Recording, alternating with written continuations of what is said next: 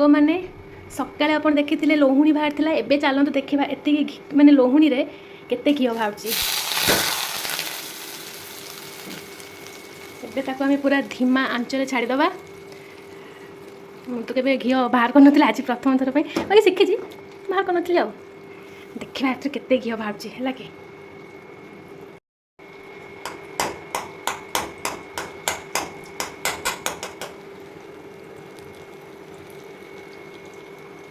तो ये सांग मैंने देखिपे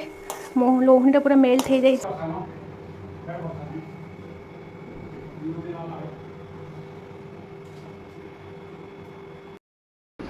एति अच्छी है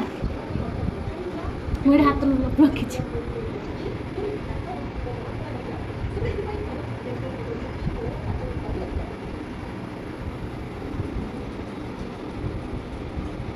रखी रखी से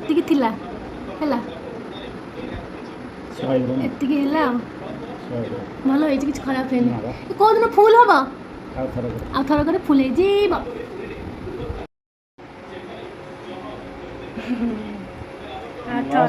फुल